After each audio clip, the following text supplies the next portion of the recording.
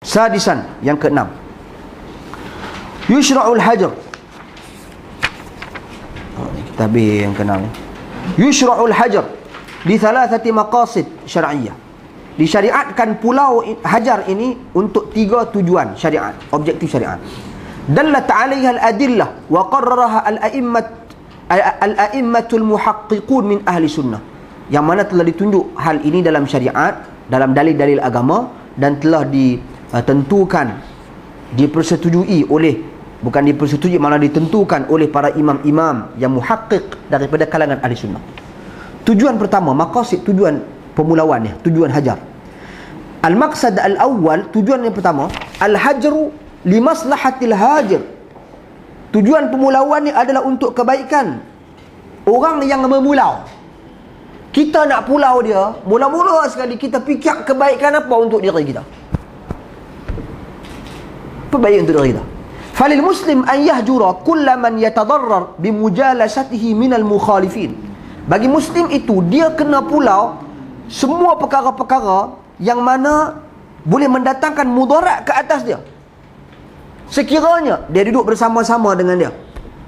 Dengan siapa? Dengan orang yang mukhalif, orang yang menyelisihi sunnah, menyelisihi ahli sunnah. Dia kena tengok apa mudarat untuk diri dia kalau dia duduk dengan kawan tu. Kalau dia ikut kawan tu, kalau dia bersama-sama dengan kawan tu, apa mudarat kat atas diri dia dulu. Dia kena tengok yang tu dulu. Ke ahli bidah, seperti pelaku bid'ah, wal ma'asi, dan juga ahli maksiat, alladhi yatadarrar bimujalasatihim fi dinihi. Yang mana mereka ini ahli bid'ah, kalau kita duduk dengan mereka, dibimbangi dia, memberi kesan kepada kita. Pelaku maksiat, kalau kita duduk berkawan dengan mereka, dibimbangi, memberi kesan kepada diri kita dan agama kita.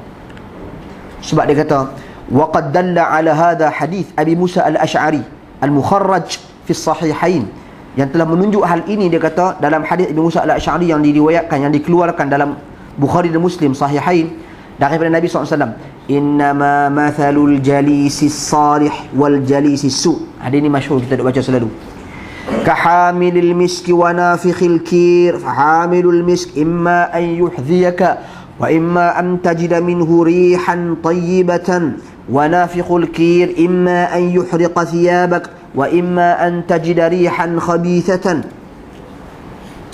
Permisalan duduk dengan orang yang salih dan duduk dengan orang yang buruk seperti mana apa? Hamil misk, orang yang mana dia membawa wangi-wangian di badan dia. Okey. Dan satu lagi nafikhul kir, tukang besi. Orang yang bawa wangi-wangian di badan dia, sama ada terkena kita pun jadi wangi. Kalau tak terkena kita pun, hasil daripada kita akan mendapat bau yang wangi. Berbeza dengan orang yang mana dia tukang besi, dia bakar besi tu, duk canai tu, tuan-tuan rumah sekalian, sama ada mungkin boleh terbakar kita dekat dengan dia, ataupun boleh mendapatkan kepada kita bau yang tidak baik. Maknanya apa? Tinggalkan ahli bid'ah untuk kemaslahatan kita. Dibimbangi, kita terpengaruh. Kalau tak banyak pun sikit, bau dia pun kita boleh dapat dah. Bau busuk kat baju kita sebab duduk dengan dia. Sebenarnya benda ni kalau tengok, orang politik buat lama dah. Tapi sama ada syar'i ataupun tidak, yang tu tak lagi. Tapi untuk kepentingan, hampir duduk dengan tim kawan ni, dia ambil gambar hang siap. Hampir duduk dengan kawan ni, hampir berjalan dengan dia, dia ambil gambar dengan dia, tersebar, siap lagi. Tu kaedah pulau tu.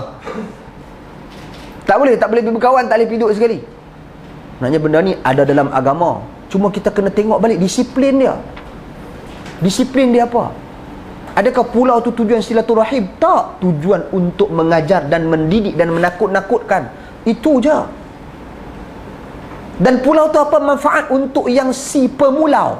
Apa manfaat untuk pemulau? Apa manfaat untuk kita yang kita pulau dia tu? Dia tu menyelisihi sunnah, kita pulau dia. Apa manfaat untuk kita?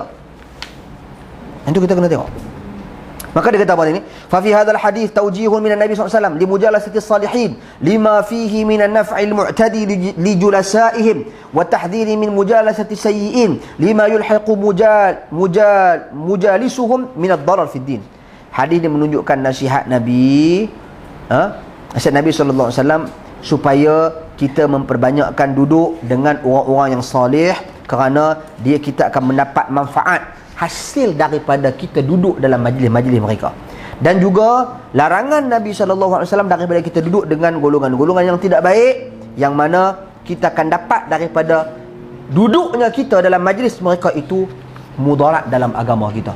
Sama ada dia boleh menyelewengkan pemikiran kita, boleh menyesatkan kita, menjauhkan kita daripada agama kita. Sebab tu kita kena pilih guru nak belajar, kita kena pilih kawan kita nak berkawan. Tuan-tuan dan puan-puan sekalian, apa manfaat untuk diri kita dulu? Wa bihadza yatabayyanu mashru'iyyatu muhajaratu man yukhsha min mujalasati ad-darar ala ad-din min sa'iri ashabil mukhalafat. Dia kata ini menunjukkan, dia kata jelas, dia kata pensyariatan pemulauan hajar bagi sesiapa yang takut dengan duduknya dia dalam majlis ahli bid'ah itu mendatangkan mudaratnya pada dirinya. Okey, ini disyariatkan. Sebab tu kita nak duduk tu, kalau ilmu kita tak tahu mana, kita nak pergi duduk, kononnya nak pergi buat kajian, hati-hati. Berapa banyak tuan-tuan dulu orang yang nak pergi buat siasatan tentang al-arqam, akhirnya dia jadi arqam. Tidak? Berapa banyak orang yang pergi nak buat kajian tentang Syiah, pergi duduk dalam majlis-majlis Syiah, akhirnya dia jadi Syiah. Ini hati-hati. Kemudian, wa amma man la yakhsha ala nafsihi ad-darar bi mujalasati al-mukhalifin ka ahli al-ilm alladhi yurja intifa'u al-mukhalifin bihim min ghairi dararin yalhaqu al-alim fi dinihi fa haula la tushra' fi haqqihim al-muhajara bal qad yakunu al-mashru' lahum mujalasat haula al-mukhalifin in tahaqqaqat bidhalika maslahatu rajah. Tapi bagi orang yang dia tak takut ke atas dirinya mudarat dengan dia duduk bersama-sama dalam majlis golongan-golongan yang menyelisih sunnah, dia tak takut. Seperti siapa? Seperti ahli ilmu, yakni ulama. Yang mana dia kata, kemungkinan dia kata bila dia duduk dalam majlis tu, yang akan mendapat manfaat daripada, yang akan mendapat manfaat adalah ahli bid'ah tu sendiri. Sebab orang alim tu duduk situ, dia tu akan dapat manfaat. Nampak? Tanpa orang alim tu terkena sedikit pun mudarat daripada kebid'ahan yang dia sampaikan. Takut orang bid'ah tu, contoh dia kata orang alim main kelas dia, dia pun nak cakap tu pun, mulalah nak cakap ni hadis ni nanti saya cek balik, saya pun tak pasti. Dia pun tarik handbrake kat sikit. Tapi kalau tak ada, dia tengok semua nangoi-nangoi ya. Tengok ni. Tuan-tuan dan puan sekalian, minta maaf saya silap apa ni, nangoi ni utara ni dia tak ada masalah bahasa perkataan nangoi ni. Nangoi ni maknanya alah lekeh-lekeh ya, geng-geng lekeh-lekeh ni duduk ni, tu maksud nangoi lah. Tapi ada kata kat saya nangoi ni babi betina anak ramai. Saya pun tak.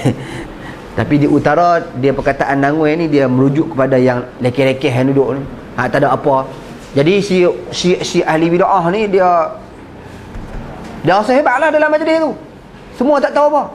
Tapi bila mai contoh Syekh Karim masuk dalam kuliah, dia kenal.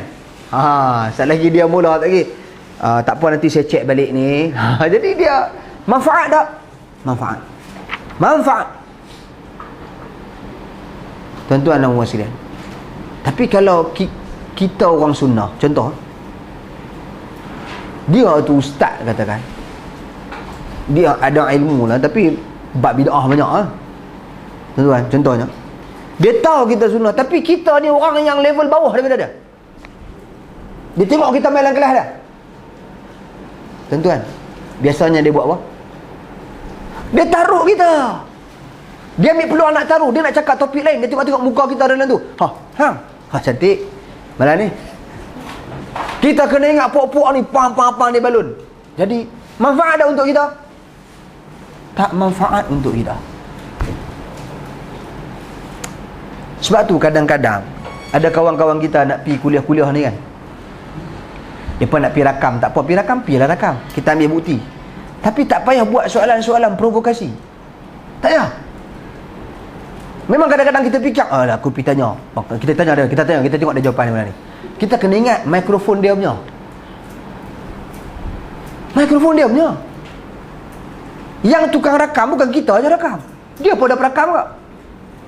Betul sekali lagi, tukang rakam tu sebarkan, dia jawab, dia balung kita. Inilah pok-pok ni contoh ni. Pok-pok tanya soalan macam ni. Inilah, kita nak jawab.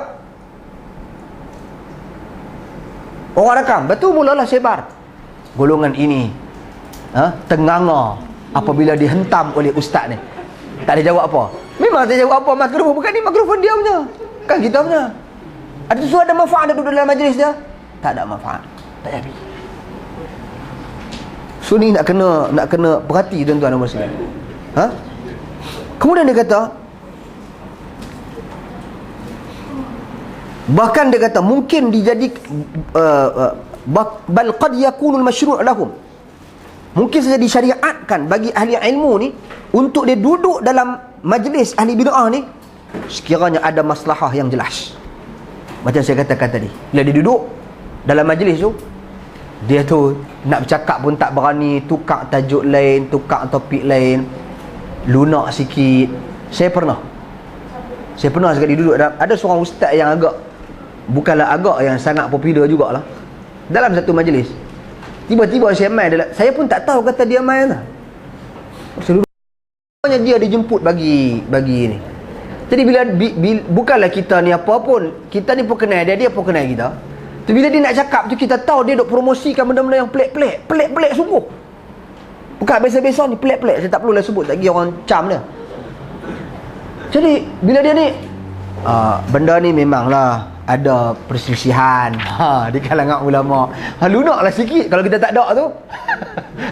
Kalau kita tak ada tu, saya lagi wallahu alam lah. Kalau tengok dalam kuliah-kuliah dia, hak yang ni rakam-rakam tu tengok memang dia cakap lagu tu pun, tapi bila kita ada tu dia wallahu alam, benda ni boleh tanya, tengoklah. So dia lain sikit dia punya ni. Bukanlah kita cakap, kita kebetulan kita ada di situ. Mungkin orang-orang lain, sebab tu sebahagian ustaz-ustaz kita yang ambil pendekatan pi hadir, bagus. Pi hadir nak tengok ni nak cakap apa. Tapi biar kehadiran itu ada manfaat. Tapi kalau kehadiran itu membuatkan dia jadi anti, dia jadi cakap lagi, balun lagi kau, tak ada manfaat pun untuk kita pergi, bahkan hal itu boleh merosakkan lagi nama ahli sunnah wal jamaah. Wallahu a'lam. Kemudian dia kata lagi di sini, al-maqsad tsani, tujuan yang kedua, objektif syariat untuk nak pulau ni. Yang kedua dia kata, al-hajru li maslahatil ummah. Tadi yang pertama untuk kemaslahatan diri kita. Kita nak pulau ni apa kebaikan untuk kita. Yang kedua ni, kebaikan untuk umat. Fayushra' hajru man fi hajrihi naf'un mu'taddin lil ummah, muta'addin lil ummah. Maknanya pemulauan pulau hajar untuk kepentingan umat, maka disyariatkan hajar yang mana kalau orang kita hajar itu kesan dia manfaat untuk umat. Kahajri ba'di ashabil mukhalafat bihaitsu yu'athir hajruhum fi zajri ghairihim an mithli fi'lihim. Seperti mana pulau sebahagian golongan-golongan mukhalafat yang menyelisih ahli sunnah wal jamaah ni, yang mana kesan dia itu, kesan pemulauan mereka itu menakut-nakutkan orang lain untuk mencontohi perbuatan mereka. Kita pula, tuan-tuan dan puan-puan sekalian, wa syahid hadza minas sunnah. Benda ni contoh daripada sunnah. Ma akhrajahu syaikhan min hadits Abi Hurairah, yang diriwayatkan daripada Bukhari Muslim dalam hadis Abu Hurairah radhiyallahu an, anna Rasulullah sallallahu alaihi wasallam, sesungguhnya Nabi sallallahu alaihi wasallam, kana yu'ta birrajuli al-mutawaffa alaihi dainu. Nabi didatangkan dengan seorang lelaki yang telah meninggal dunia, yang mana dia ada hutang. Fayas'al hal taraka fadlan. Nabi tanya dia, adakah dia meninggalkan fadlan? Maknanya ada benda-benda yang dia tak selesaikan. Okey, fa in hudditha annahu taraka wafa'an, dan dicakapkan tentang dia ni meninggalkan wafa, yakni dia ada hutang dia tak selesaikan. Disampaikan kepada Nabi SAW, dia ada hutang dia tak selesaikan. Salla wa illa qala lil muslimin sallu ala sahibikum. Tuan-tuan dan puan-puan, Nabi pesan apa kat orang Islam yang lain? Salatlah ke atas lelaki ini. Nabi solat tak ke atas dia? Nabi tak salat ke atas dia. Tuan-tuan, apa matlamat Nabi buat benda ni? Itu orang lain solat tak apa, Nabi ingat. Nabi buat benda ni, Nabi pulau, Nabi tinggalkan. Sebab apa? Sebab Nabi nak menakut-nakutkan orang yang tak bayar hutang. Jadi orang yang tak bayar hutang ni sebab boleh tinggal, Nabi tinggalkan. Salat jenazah ke atas dia. Maknanya benda tu bukan benda yang kecil. So nak kena ada impak bagi orang takut nak buat apa yang dia buat. Kebaikan untuk umat pulau tu. Bukan pasal kita syok, padahal muka kita tak pergi kelas dia ni, gelak. Bukan pasal itu. Manfaat untuk umat, kena fikirkan.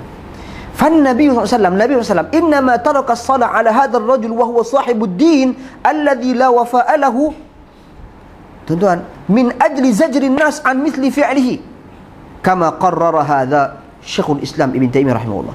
Nabi tinggalkan solat kata orang ni wa sahibud dain. Sahibud dain bukan din, sahibud dain, yang mana dia ni berhutang, dia tak bayar hutang ni. Tujuan dia adalah untuk menakut-nakutkan manusia daripada perbuatan seperti ini.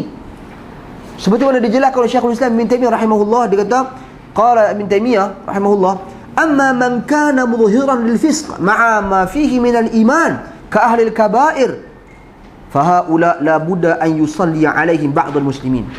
Seperti mana orang yang menzahirkan kefasikan sedang bersama-sama dengan dia itu iman, maknanya dia masih beriman tapi dia buat benda dosa besar, seperti mana pelaku dosa besar, maka mereka ini kita kena wajib salat ke atas mereka sebahagian orang Islam.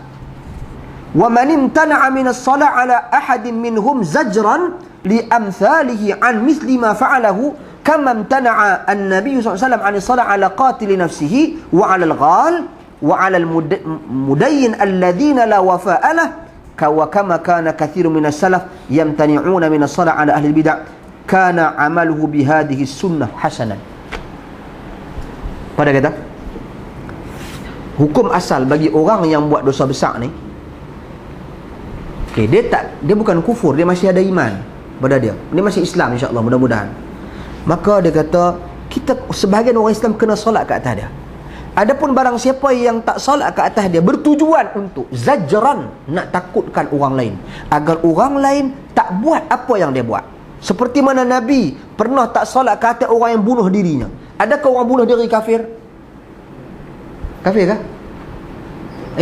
Tak tahu ni. Orang bunuh diri kafir kah? Tak kafir. Dia pelaku dosa besar, sangat besar dosa tu, tuan-tuan, dan akan ditimbang di akhirat kelak amalan kebaikan keburukannya. Tapi Nabi tak solat ke atas dia. Dan ke atas orang yang tak bayar hutang, Nabi tak solat ke atas dia. Dan demikian juga sebagian salaf, dia pun tak solat ke atas ahli bid'ah. Ahli bid'ah ni maknanya orang yang tegar, penyebar, pengamal, penyebar bid'ah, tegar. Tuan-tuan, kana amaluhu bihadhihi as-sunnah hasanah. Amalan dia ini, dia kata, bertepatan dengan sunnah dan sangat baik dia. Maknanya untuk nak mendidik orang awam agar tidak dipengaruhi. Kemudian al-maqsad al-thalis, objektif syariah yang ketiga. Kenapa kita pulau orang tu, kenapa kita tinggalkan orang tu? Tuan-tuan, limaslahatil mahjur, al-hajar limaslahatil mahjur.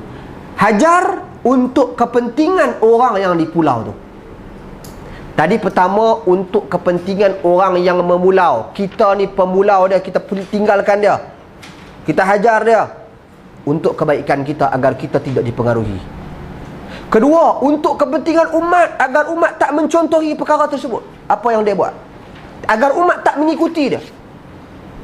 Contoh Syiah, kita duk balun. Supaya apa kita duk balun? Agar umat tak ikuti dia apa? Agar umat tak duduk dalam majlis-majlis mereka. Golongan Ahbash, kita balun pasal apa? Agar umat tak dipengaruhi dengan ekstremisme mereka, pelampau.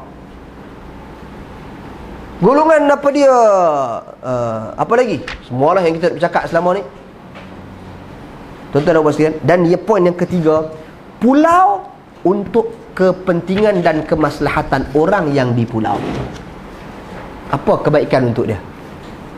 Kadang-kadang kita pulau orang, kita tak fikir kebaikan untuk dia.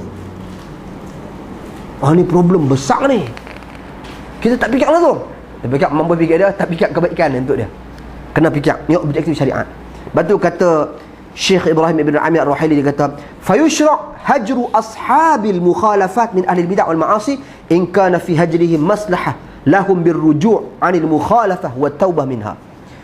Disyariatkan untuk memulau pelaku-pelaku kesalahan ni daripada kalangan ahli bid'ah dan pelaku maksiat ini, sekiranya pada memulaukan mereka itu ada maslahah, pada meninggalkan mereka itu ada maslahah, agar mereka kembali apa? Kepada kebenaran dengan meninggalkan mukhalafah, kesalahan-kesalahan mereka lakukan dan bertaubat daripadanya. Wa yadullu dzalika, dalil petunjuk dia ala hadha hajrun Nabi sallallahu alaihi wasallam di Ka'b bin Malik. Sikap Nabi sallallahu alaihi wasallam memulau siapa dia? Ka'b bin Malik wa sahibaih, dan dua temannya, hatta tabu wa nadamu. Pasal apa Nabi pulau depa nikah apa 3 orang ni? Tapi Nabi pulau depa.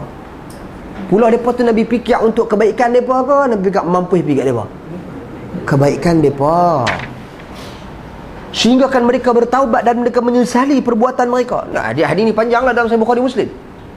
Kisah sangat masyhur. Dan dia kata wa syawahid dzalik kathir, dan bukti-bukti benda ni sangat banyak daripada sirah Nabi SAW. Wa kadzalika hajjus salaf, demikian juga dalam petunjuk salaf al-muqtadin bihi, yang mana kita dituntut untuk mengikutinya. Fi dzalika, pada perkara ini, fi hajri ba'dil mukhalifin zajran lahu wa ta'diban, untuk kita nak pulau golongan-golongan yang menyelisihi sunnah, okey, tujuan untuk menakut-nakutkan mereka dan juga untuk memperbetulkan. Ta'dib ni maknanya untuk mengajar dan mendidik mereka. Wa hadha an-naw' min al-hajar, ini di antara jenis-jenis dan antara jenis-jenis daripada sikap meninggalkan ini. Dia kata wa huwal hajru li maslahatil mukhalif ma'a kaunihi masyru'an min haitsul asl, illa annahu la budda min mura'ati ad-dawabit al-muta'alliqah bi tahqiqihi wa tanzilihi 'ala mu'ayyinin min ashabil mukhalafat, wa huwa ma sayatimmu bayanuhu fil faqrah at-taliyah. Dia kata, dan hajar, dia kata ia adalah hajar pulau untuk kemaslahatan orang-orang yang menyelisih sunnah, yang mana disyariatkan secara asalnya, secara prinsipnya perkara ini disyariatkan untuk kemaslahatannya. Tapi dia kata dia mesti meraihkan beberapa dawabit. Dawabit ni kita nak terjemahkan sebagai garis panduan dan guideline, yang mana ketika mana kita nak implement, nak melaksanakan pemulauan itu, kita kena lihat guideline dan prinsip-prinsip dia. Tujuan dah clear, ni tujuan dia, tapi guideline dia, kaedah kita nak buat tu bagaimana, dia kata kaedah dalam kita nak menentukan orang ni orang yang bagaimana, ashabul mukhalafat, orang yang menyelisih sunnah, orang yang bagaimana, ahli bid'ah ni yang bagaimana. Sunnah kena ada guideline dia. Tak bolehlah orang tu dia baca tahlil lah, tu dia kita satu kampung pulau ajak semua orang pulau. Takkan gitu. Orang tu baca Yasin malam Jumaat pulau, orang tu baca qunut pulau, habis semua lah, cerakah habis kau jauh. Tak boleh. Dia bukan lagu tu. Ahli bid'ah ni yang dibahas oleh para ilmu nanti akan diperjelaskan. Okey, tuan-tuan dan puan sekalian, yang mana akan dijelaskan dalam faqrah, dalam perenggan yang akan datang.